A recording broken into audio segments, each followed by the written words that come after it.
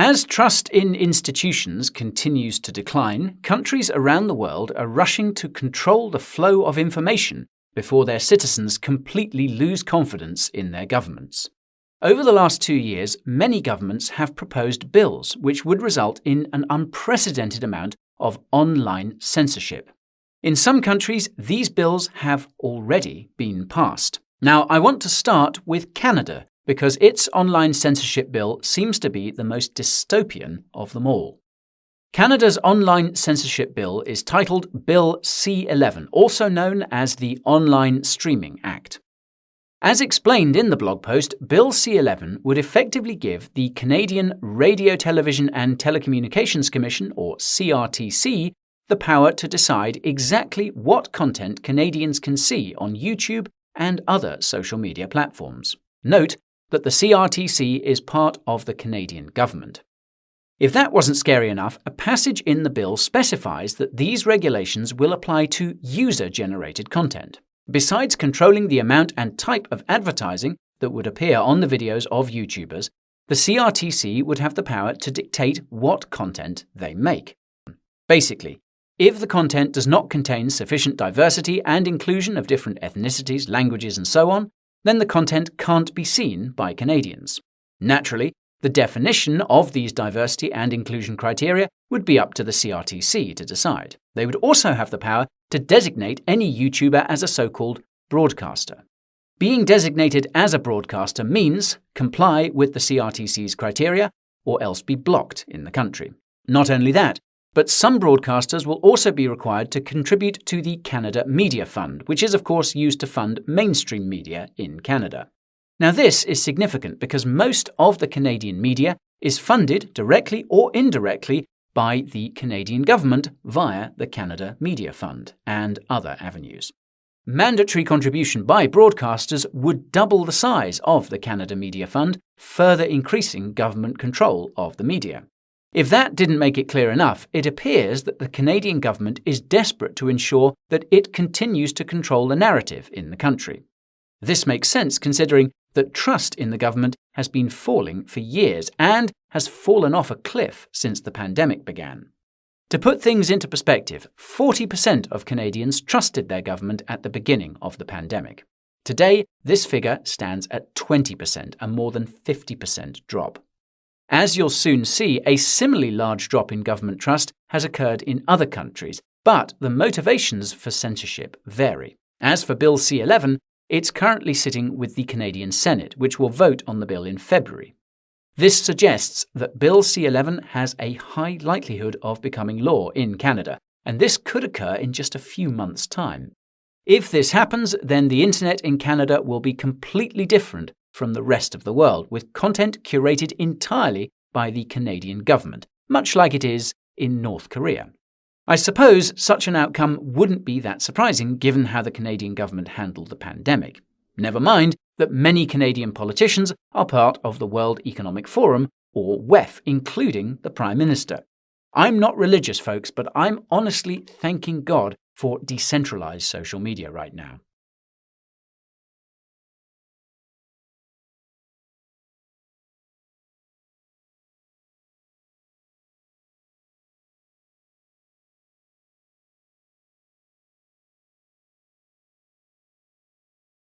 There's a new law that's being tested out in Ireland where they can kick in your door and come and arrest you for things that you're reading and thinking about. Take a look at this. The Minister for Justice is to strengthen the law against hate crimes and hate speech with the aim of making it easier to secure convictions in the courts. Even to be in possession of material without even sharing it. Anybody can get a knock on the door, a warrant from the Gardaí, they can come in, search my home, search everybody that's in my home, take all their devices, take all our computers, take any material that is relevant to them that they see to be relevant to the case. Well, this bill, this hate bill in Ireland has just passed the lower house and is moving its way into the Senate, and many believe it's going to pass there. And I'm joined now by David Thunder, who's been doing a lot of writing and reporting on this very bill and the problems around it. David, first of all, is this a brand new bill, or is this, an adjustment to something that's already existed? What exactly is happening here?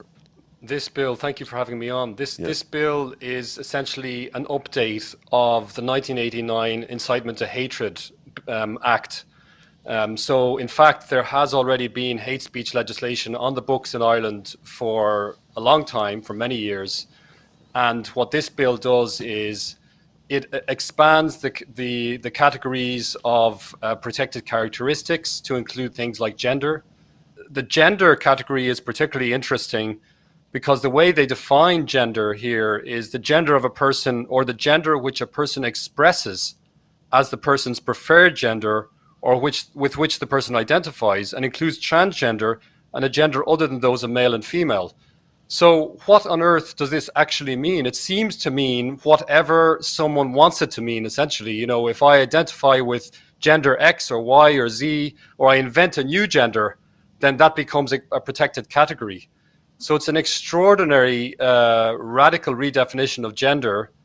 And what worries me about this in particular is that it may have a chilling effect on speech, because if somebody, for example, wanted to question the agenda of the trans lobby, Sure. if they just wanted to question whether or not, for example, trans men should participate in women's athletic contests, or whether or not children should receive trans therapy, hormone therapy, they could be branded as purveyors of hate speech, as inciting hate speech, and they could be prosecuted and put in jail for up to 5 years.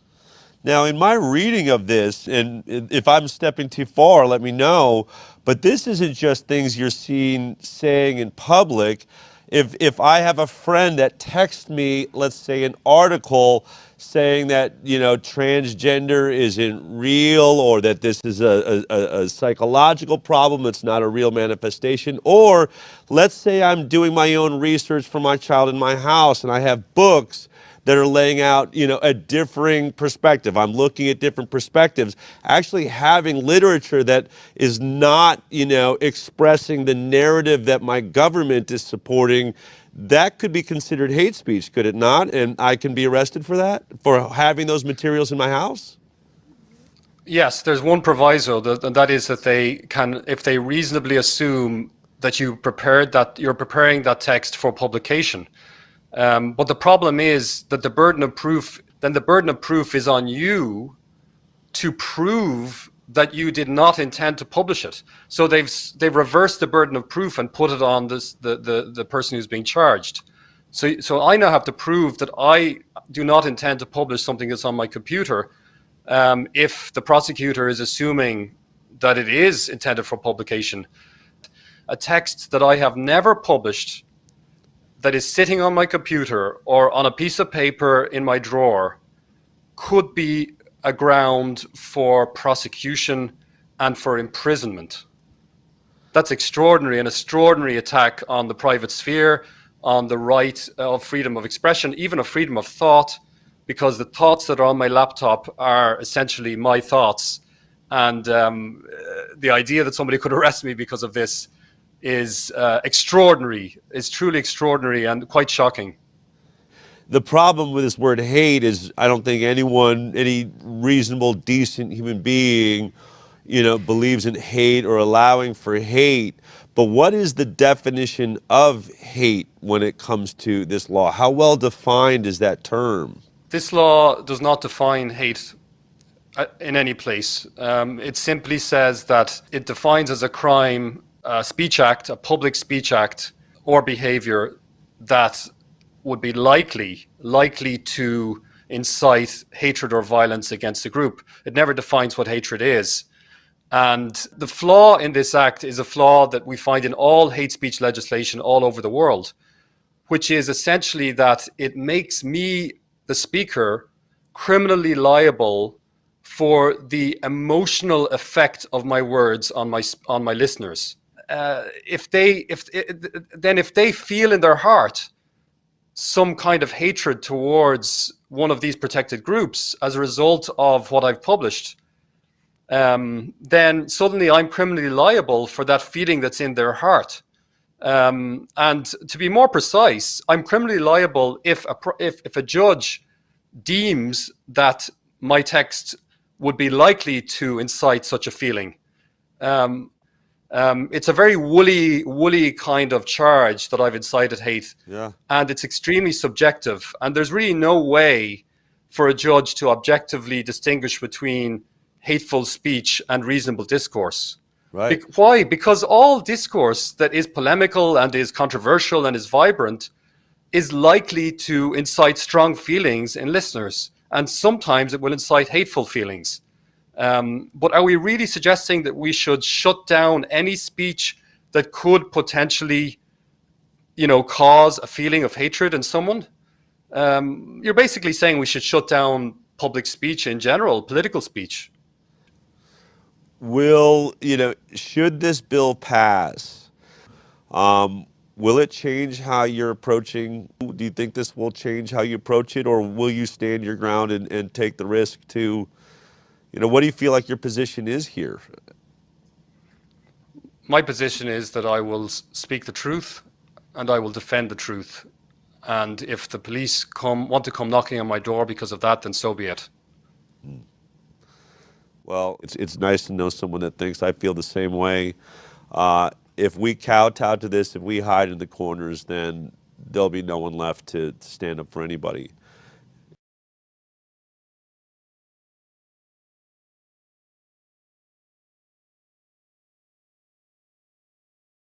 Hi, good afternoon. I just thought I'd pop on to go through one of the sections of the Criminal Justice Incitement to Hate or Hatred and Hate Offences Bill 2022. And I'm going to cover now today Section 15 of that bill. And this basically allows the Gardaí to get a search warrant from the courts if they think that you have any material on any of your devices, any saved tweets, any videos, any memes, anything that could be possibly considered to incite violence and hatred against someone. Even if you've never intended to use that, even if no one else has seen it, once you have it, they can raid your house, take all your devices, phones, laptops, hard drives.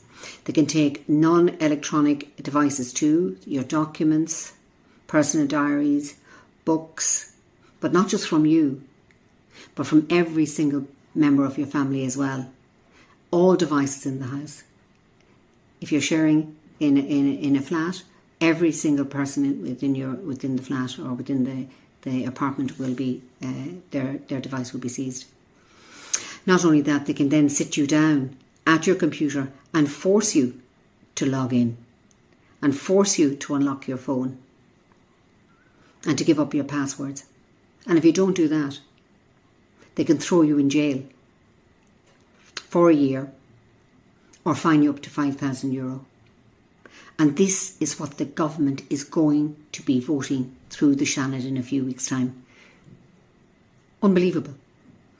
So I would urge you to contact your senators to try and see if we can change and amend this legislation because it has a really chilling effect on free speech in this country. Thank you.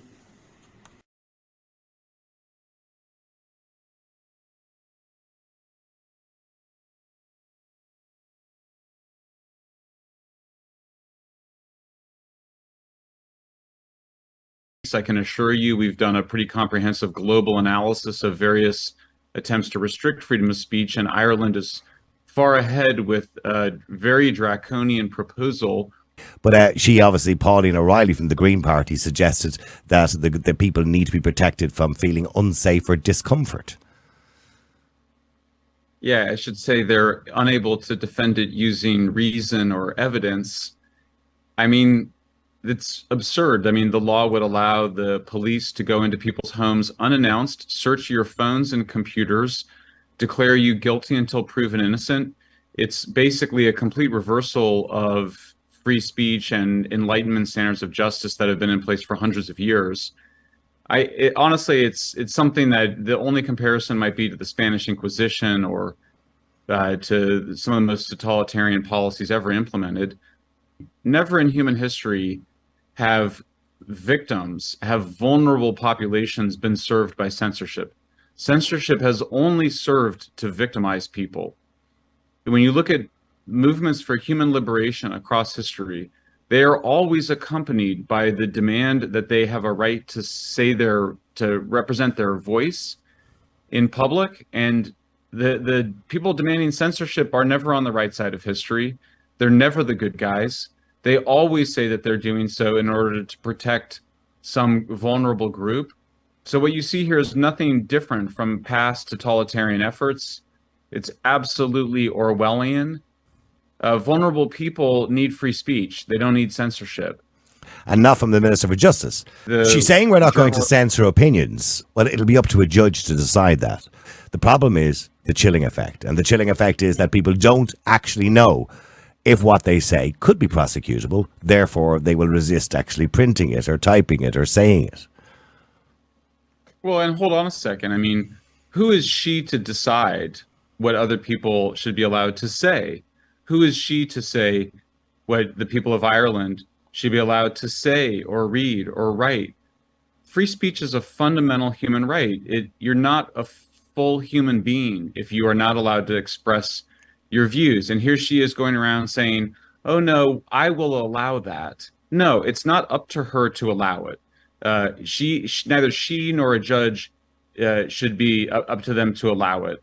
It's absolutely not acceptable to do what she's doing. The whole world is watching her. After I tweeted about it, it went absolutely viral, and you can see that there were 10 times more responses to her, over 95% of which were negative on her proposal. She claimed that the public supports her proposal. The journalist Ben Scallon counted 3,500 comments made in the public comment period, and 73% of them were negative on her proposal. So she's complaining about misinformation. She's the source of misinformation.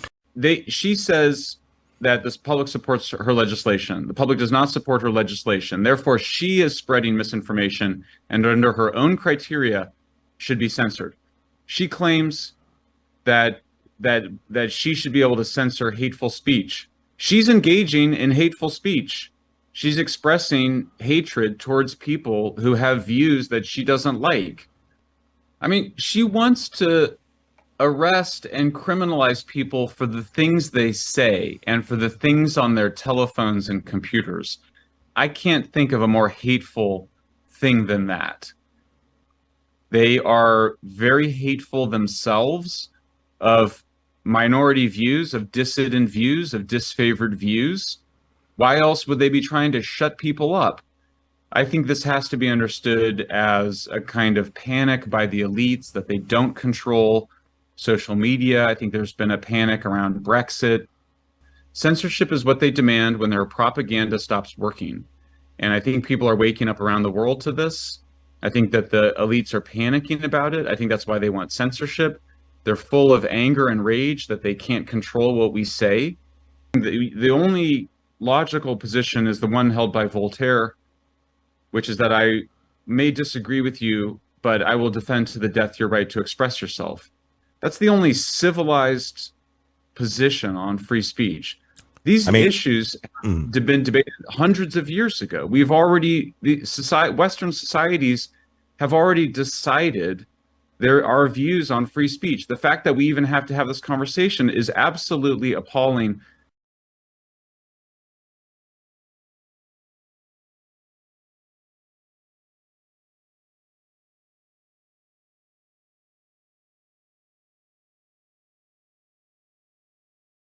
This is really not law at all, Patrick. It's very important to stress this. It's what's called lawfare. Really a kind of such a loose formulation of legalities and definitions that it could mean anything. And therefore, that what actually, the way it works is that it intimidates by being so broad that everybody becomes intimidated to the point that they leave certain subjects alone. In a certain sense, they don't even need to take you to court because the process is enough to silence you. I mean, some of the stuff in it, Patrick, is beyond belief. You know, like there's talk about, for example, that it's not just your words that will be taken into account in the court, but your behavior. And I want to just read you a paragraph here, very short. For the purpose of this part, a person's behaviour shall include behaviour of any kind, and in particular things that the person says or otherwise communicates, as well as things that the person does, and such behaviour may consist of a single act or a course of conduct. Now, what's that? That could be like a smirk. It could be like an upturned nose. It could be a kind of, a grin. Who knows? And they will have the ability and the capacity to drag you before the courts. And you may end up before a judge who's equally or more ideological, because he can interpret or she can interpret the legislation in whatever way he or she. It is entirely subjective. So essentially, it is a totalitarian instrument in the precise and ultimate meaning of that term, in its attempt to close down not just the speech, but actually the thought. It's trying to turn off thought at source so that it doesn't even get to the root of the tongue. This is like the level we have reached. You see, that's another aspect of it, like that. It's something that will happen to a high degree between the people themselves, or it'll be like COVID in that sense, where the people will be persecuting each other and policing each other, watching each other, spying. Even your own, even to have a dinner party in your own home with people you don't intimately know and inside out would be quite a risky thing. If you were to say something untoward or potentially interpretable as untoward, this could be reported, and this person could stand as a witness against you, and you could be convicted on that. It's beyond belief. I hope I'm conveying my sense of absolute shock and horror that I'm even having to say these things. I can't believe it. I mean, I live in this country all my life. I cannot believe that these things are happening now. It puts a chill on. If it puts a chill on dissent, this is a big problem, because culture is often downstream from dissent. Dissident literature, dissident poetry, dissident films, dissident books, dissident journalism. That this becomes the culture of a society, of a country, and a good a free society will allow a certain level of provocation in speech and discourse, because that's what it takes to shake the system enough for people to get out of their sort of calcified positions. I want to play you a clip. You're probably familiar with this clip. It's from a recent press conference given by the Taoiseach, Leo Varadkar. And they held a public consultation for this legislation. And this was in March of 2022, and when they polled the public about do they like this type of legislation, only 19% said yes. So it was 80% no, don't like it. And so that's a pretty definitive poll there. And then the vote in the lower house was 110 for, 14 against the legislation. So a total inversion of public opinion. And here's your Taoiseach. Listen to this clip and we'll discuss this. Here it is. Taoiseach, your government conducted a public consultation regarding hate speech laws where citizens were asked to give their thoughts on the issue, and out of the thousands of responses from private individuals, over 70% were not supportive of such laws, and yet you're proceeding with them anyway. So my question is, why did your government bother to do a public consultation if you were just going to ignore the results? Well, we do public consultations because we think they're good practice. It's a way to find out what people's thoughts are on issues, and it's also a way to flesh out and highlight some of the issues that we may not have considered. But we're also wise to the fact that the vast majority of people don't make submissions to public consultations. We have to bear that in mind. It's only a small portion of the population that participate in these things, so it's not necessarily reflective of public opinion. And also we're wise to the fact that very often submissions are organised, and campaign groups will organise responses, so we're clear with that too. But why hold the consultation if the end result is just going to be disregarded on the basis that it's not representative of public opinion? What's the point of it then? Well, the point is that we're a democracy, and in Ireland we have elections, and decisions are made by the government and the elected parliament. They're not made on foot of public consultations or opinion polls. That's not what they're about. They're about testing the temperature. So is it just for show then? No. Wow. What do you... Yeah, well, it's impossible to even answer that. I mean, it's impossible. You're just gobsmacked in the face of that series of self-contradictions in that tirade. That clip you played is really telling in that respect. It reflects, I think, what I say, that this guy who is supposed to be the leader of the Irish government doesn't give two figs for the Irish people. He's laughing at them. He's sneering at them, saying, well, yeah, we consult you just for the fun, just so we can go against what you want. Clearly holding the public in total contempt. It's obvious.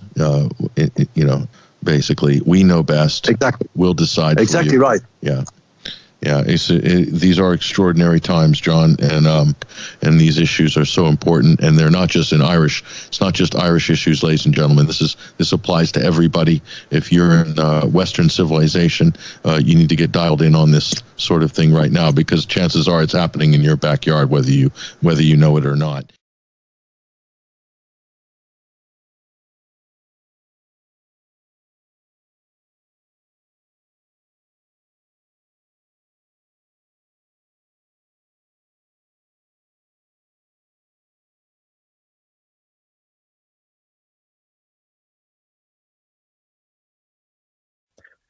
Today's discussion will continue a series of shows here on the Freeman Report looking at the state of free speech and the threats to its survival that are appearing on the horizon. Last week, I had CJ Hopkins on the show, who has received a criminal charge and a punishment of €3,600 or 60 days in jail, all for the heinous crime of criticising the German health minister on COVID policies via 2 posts on social media and having a swastika imprinted on a COVID mask on the front of his new book titled The Rise of the New Normal Reich. For this crime, CJ has been charged with furthering the interests of the Nazi cause, which is ironic because he used Nazi references in a negative context to draw parallels with recent events.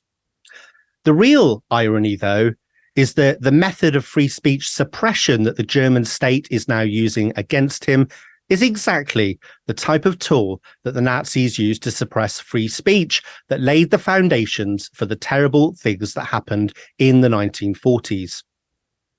Now, as I discussed on last week's show with CJ Hopkins, the accumulation of evidence from the past 3 years suggests we are now seeing a trend that is heading in one direction, a direction of travel very similar to what we saw in 1930s Germany. The atrocities didn't happen overnight. The groundwork needed to prepare for that whole nation to allow these things to happen. That did not happen overnight. Now, the first step in the current attack on free speech has been to create a narrative that we have a problem, that the internet has created a Wild West situation where anyone can say anything, and that this poses a threat to our democracy and society. The two common threats they keep on coming back to is the integrity of elections and information that threatens public health. But the irony is, of course, that while they point to these threats, in reality, it is, in fact, they that are the real threat to elections and to our health. Very Orwellian indeed, and extremely worrying, because the reason they want to suppress free speech is not to protect us, but instead to take away our main defense against them. Free speech is our defense against their tyrannical machinations, because as they know full well, we are the many and they are the few. They fear us. They fear our power. They fear our numbers. And so they fear us being able to share information about what is really happening and what they're really up to. They fear being exposed and being identified because they, whoever they are, work in the shadows. People like Bill Gates, Anthony Fauci, and Joe Biden are the bogeymen. They are not the people behind the scenes pulling the levers. Nope, they are the sacrificial lambs. So in order to deliver their plans for the world that keep them safe in their castle, while us peasants fight for the scraps, to do this, they must, first of all, stop us talking with each other and sharing information and intelligence.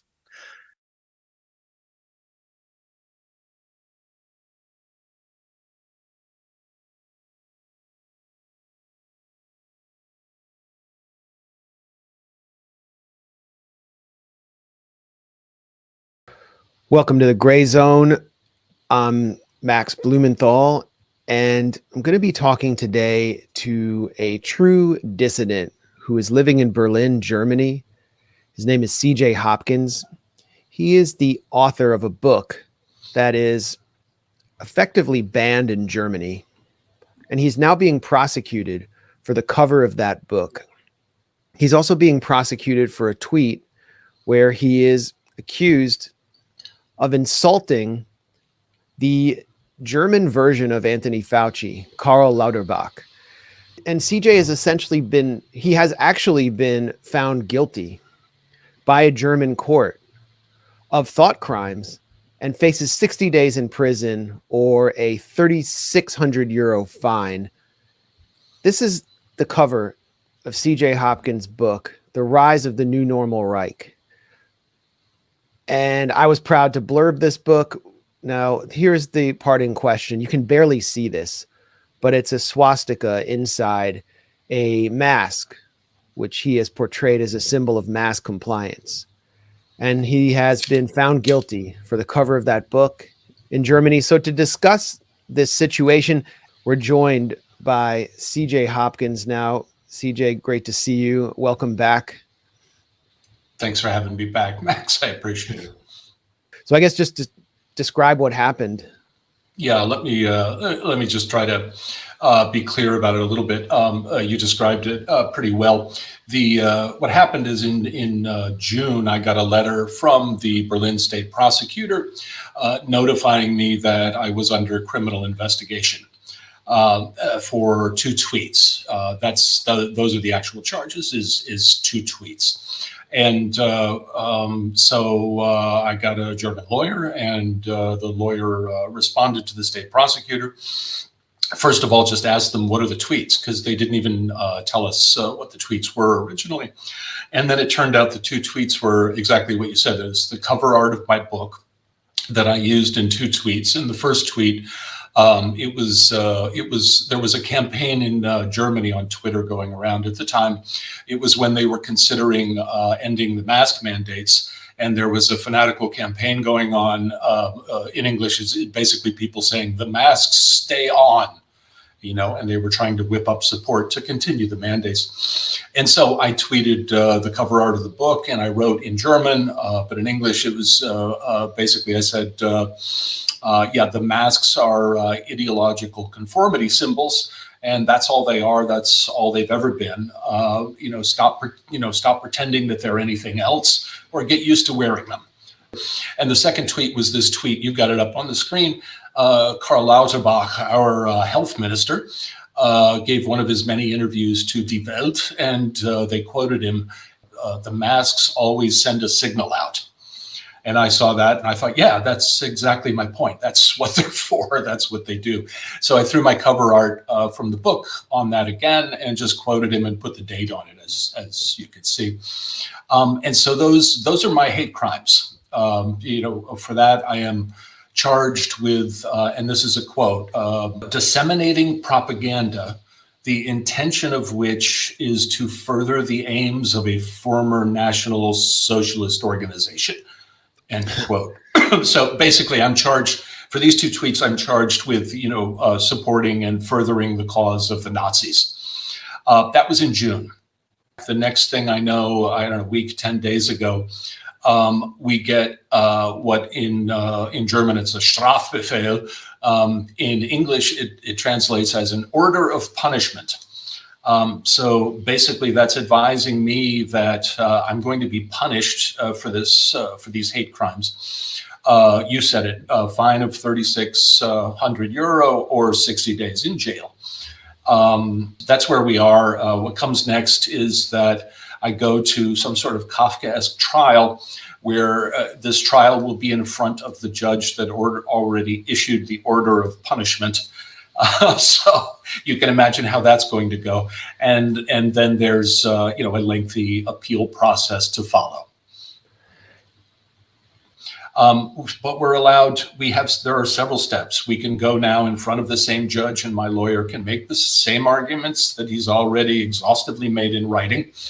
in front of this judge, and presumably this judge is going to decide the same thing that he's already decided, and then I'll have to pay those court costs, and then we'll appeal that to the appeals court, and the appeals court could overturn it. The appeals court could overturn the decision. And if they don't, we'll go past that. You know, I met with my lawyer this week, and I'm committed to taking this process all the way through to the end. You know, some people are telling me it could end up in the Constitutional Court, you know, which is basically the Supreme Court of Germany. So the judge, the initial judge who found you guilty, rejected your free speech argument. On what grounds did the judge justify that rejection? Because to me and pretty much everyone watching this, it seems like in any society that declares itself a liberal democracy, this kind of speech should be protected. And it is protected. Let me answer your question first. The judge cited no grounds, no explanation, nothing.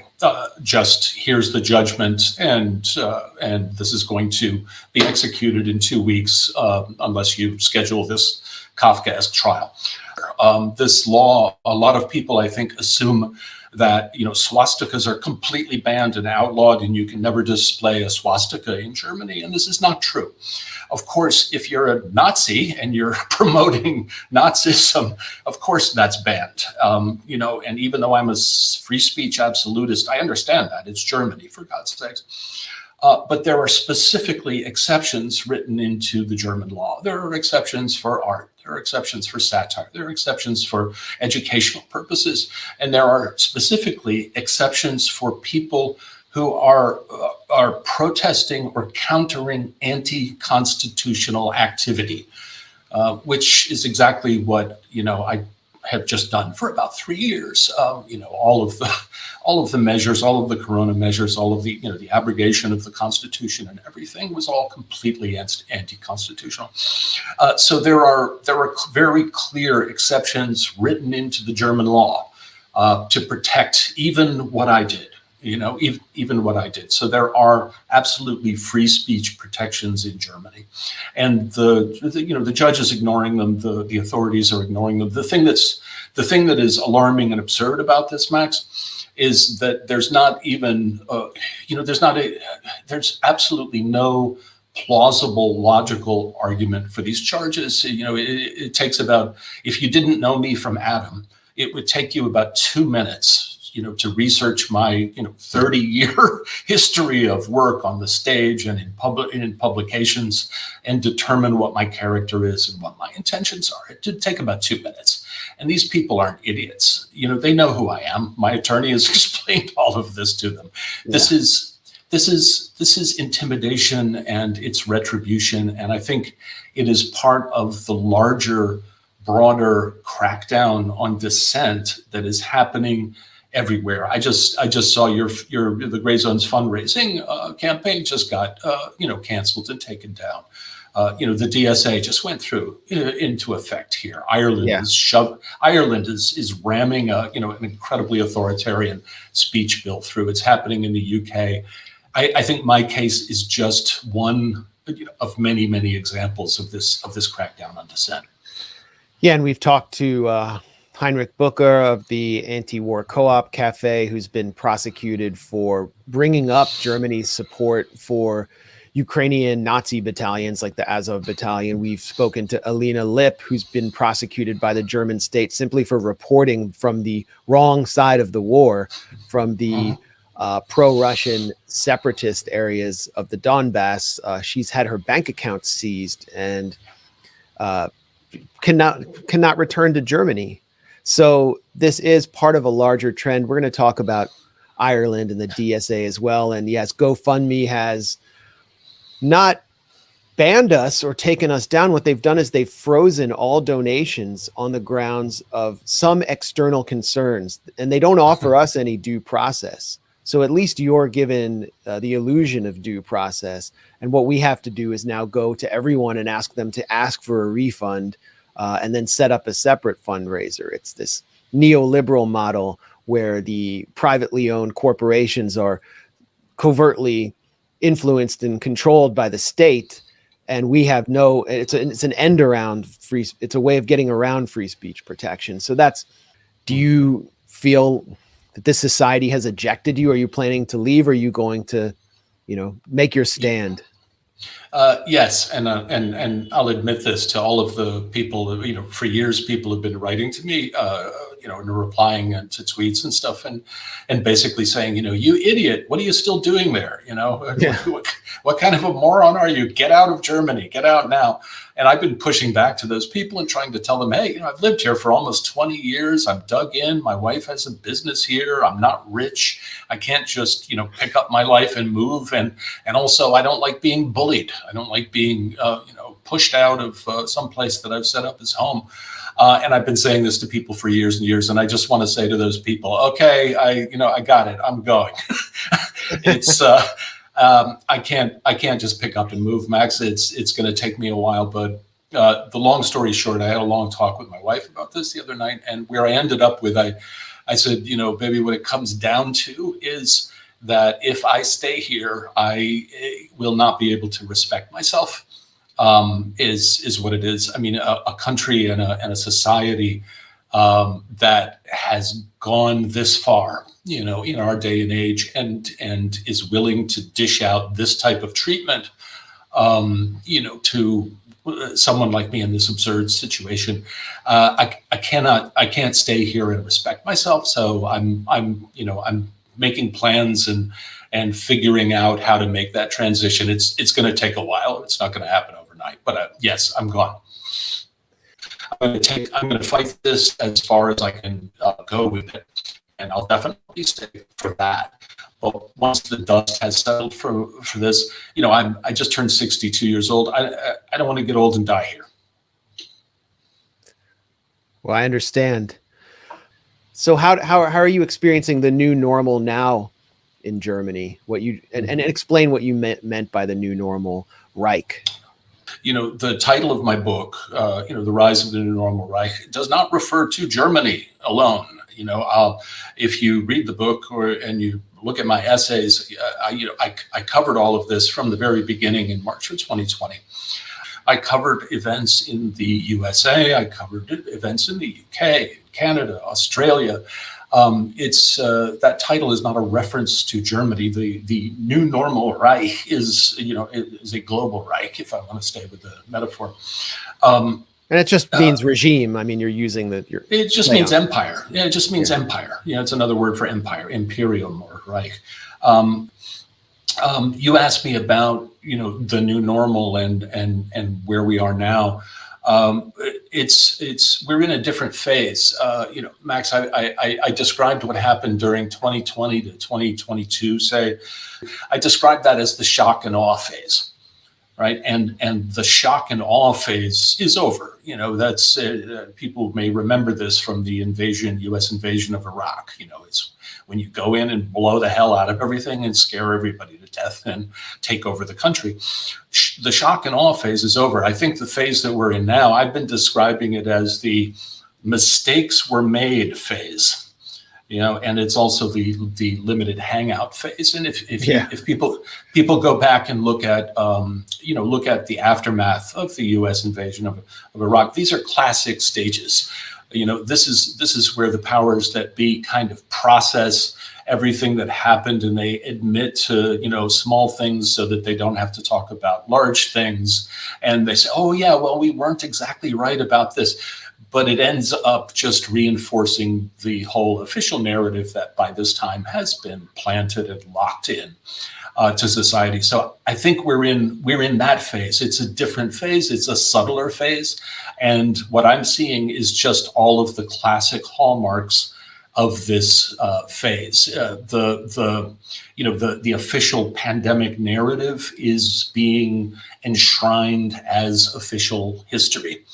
With minor revisionist history. Yes. I mean, Fauci has said, I never called for anyone to be locked down, which is just a straight up lie.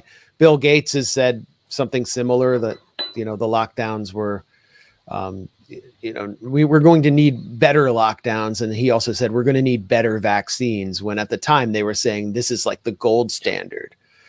Karl Lauterbach also, I mean, here's a tweet by Karl Lauterbach at the time, and he's attacking a minority of society that does not want a vaccination without side effects, even though it is free and can save their lives. He's basically saying it is without side effects. And then Karl Lauterbach later had to acknowledge hundreds of thousands of reported vaccine injuries in his health ministry system this March. So, and it's like everyone's just forgotten and he's not held accountable. And that is what really shocks me, isn't just that the officials of the new normal who guided this regime are squirming out of their previous statements, which created so much public consent for disastrous policies, but that the public is willing to let them squirm away. I want to play an exchange that took place, I think, in the Irish Parliament about Ireland's new laws on misinformation and hate speech, which are very vague. And here you have the media minister of Ireland being challenged by the press about what constitutes misinformation. And I want to get your reaction to this, because I assume, you're basically being accused of the same thing. The EU Digital Services Act came into effect, which will attempt to regulate so-called misinformation on social media platforms, and your own government's electoral commission will fulfill a similar role nationally. So is it not dangerous for democracy that powerful state institutions will get to decide what is and isn't true? I think this is actually a very important development for Ireland. So while the European Commission, leads on implementation and enforcement, provides the member states to share responsibility depending on the circumstances of any particular situation. I think what we've done with Comisiún na Meán and setting that up as a regulator will protect children. Mostly, that's the priority, children from harmful content online, and I welcome this today. Sure, but I'm asking about the misinformation side of it specifically, whatever about child protection, that's a whole separate issue. I mean, is it right for government and state institutions to be able to say what is and isn't true? Look, we have, when it comes to misinformation, it's actually, it would point to the whole value of public service broadcasting and why we need reliable information. And I think under the DSA, you'll see that every state will designate a body to the DSC, and we have that person, that was John Evans, was appointed as our Digital Services Commissioner in on Comisiún, and I welcome the development. But I'm sorry, that's not an answer to the question. I'm asking you, do you think it's right and healthy for democracy for the government and the state to be able to decide what is and isn't true? Have you done any assessments, for example, to make sure that these regulations aren't abused or overused? I think everything that we see in misinformation, anything that can prevent misinformation, is to be welcomed. So you haven't done any assessment then to ensure that this isn't abused? The DSA would lie with Minister Coveney's department, but Comisiún na Meán lies with me. Minister, in relation... Minister, just on the Digital Services Act again, is it really good enough that you failed to answer the question earlier about whether or not it's acceptable for the state to regulate information that people are allowed to say and decide what is true or false? Should people be encouraged by the fact that the minister can't answer a simple question when we're literally regulating truth itself? I'm quite clear on the need to tackle misinformation, and actually everything that we're dealing with now points to the value of public service broadcasting and the immense valuable role it played none of this has anything to do with the question I've asked. None of this has anything to do with the question I've asked. So that was interesting how she brought up the role of public broadcasting during the pandemic at the end. I've seen that. I saw that. I'm actually connected to that journalist who grilled her. So I had seen that clip before, and it's remarkable. The journalist was pressing the minister and saying, "Will you answer the question?" And basically, if you cut through all of the doublespeak, her answer was, "Screw you." Screw you. We don't have to explain ourselves to you anymore. What we're going to do, we have these words, these terms, and we're going to use these terms to justify controlling speech however we want to. Right. And you know, we could talk about the DSA for 2 hours and the Irish bill for 2 hours, the UK bill for 2 hours, but that is essentially what this comes down to. It's happening in countries throughout the West, and it is essentially, basically the powers that be decided, wow, we need to shut this down. We need to establish some controls over what people can read and see and say on the internet, and we're going to push all these bills through and all these laws through to legitimize what we want to do. This is the broader crackdown on dissent that I'm talking about. And if people aren't paying attention to it, they really, really need to.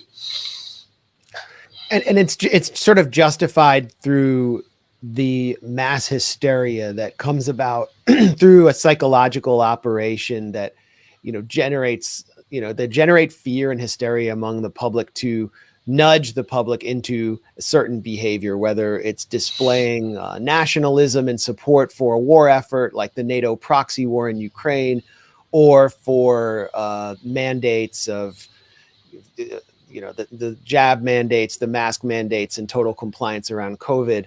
And you wrote so trenchantly about the mass conformity during the COVID event, which was brought about through fear, through just outright lying by officials like Karl Lauterbach. What do you see? Do you see anything on the horizon, another event that could accelerate this process of de-democratization and, corporate state control over speech?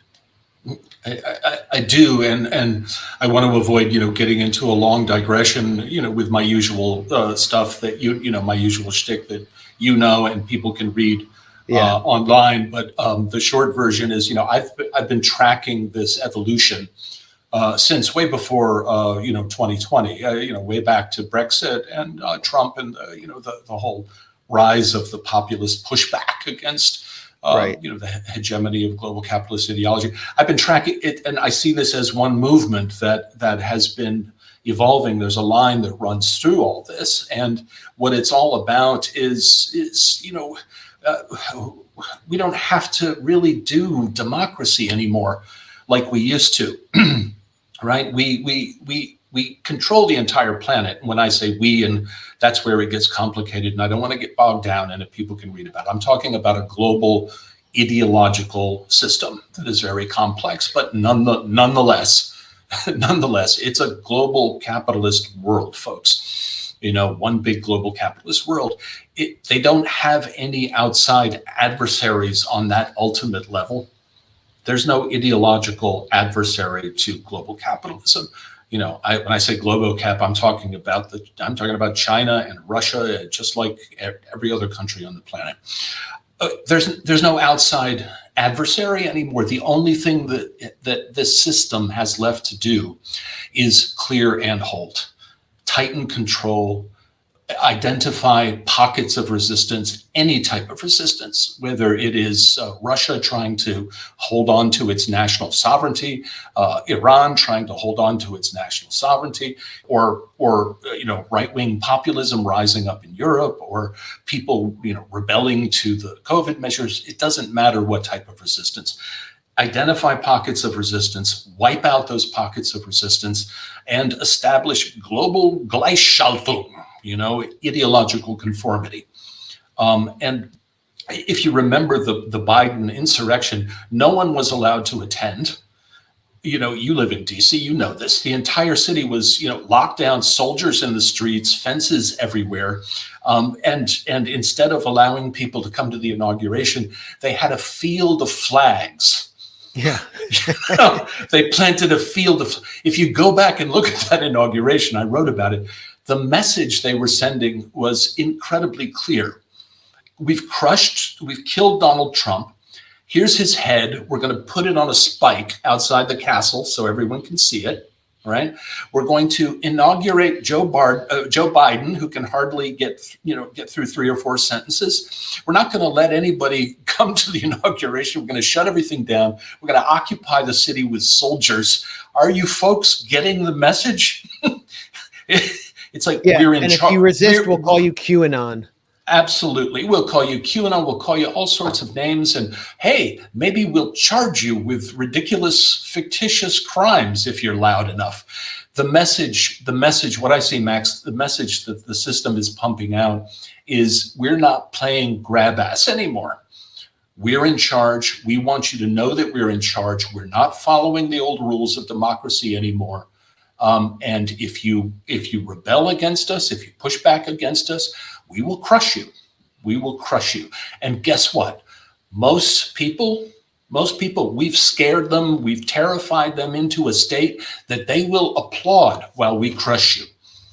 Right? That's the message that I'm getting. So, and when you are a global power system that does not have any external adversaries, any external ideological adversaries, you don't need an ideology anymore in the way that we understand ideology, right?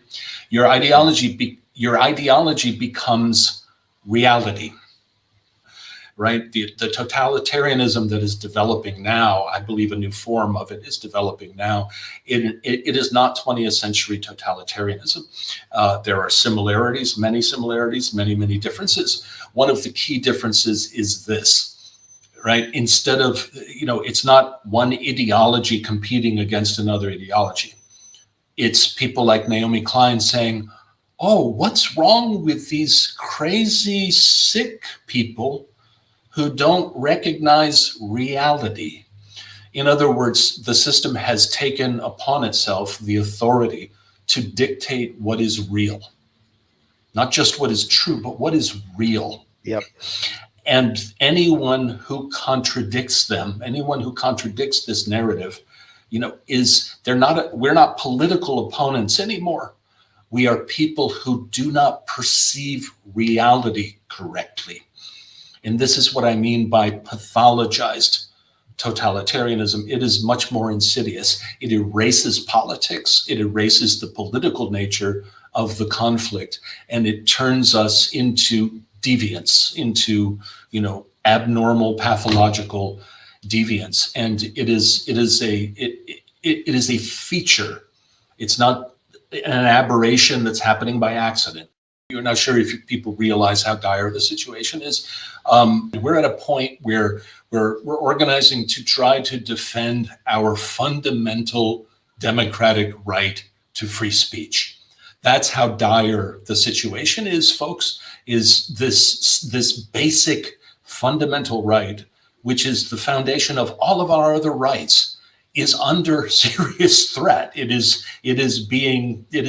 under attack. And if I can just urge people, I'm talking about people who people who hate my guts, who think that I'm horrible and, think nasty things about Roger. You don't have to like me. Think about this principle, this fundamental democratic principle. If we allow this to be destroyed, then we've got nothing. All of our democratic rights, our other democratic rights, mean nothing if we're not free to express ourselves and to report things and to disagree with each other publicly. If we lose it, if this succeeds, we're really headed down a dark road. And I don't think most people are apprehending where we are and where we're headed yet. And I'm just urging people to pay attention and to look into this stuff, regardless of whether you think I'm a COVID denier or a conspiracy theorist or whatever. Forget about me. Look into this stuff yourself. Look at these bills. Look at the repression of free speech that's being carried out, and think about that. Think about it. Are you willing to lose this fundamental democratic right because somebody said something that offends you? Well, many people might not understand how dangerous the situation is until it happens to them. And unless they're enthusiastically on the side of officialdom, it will.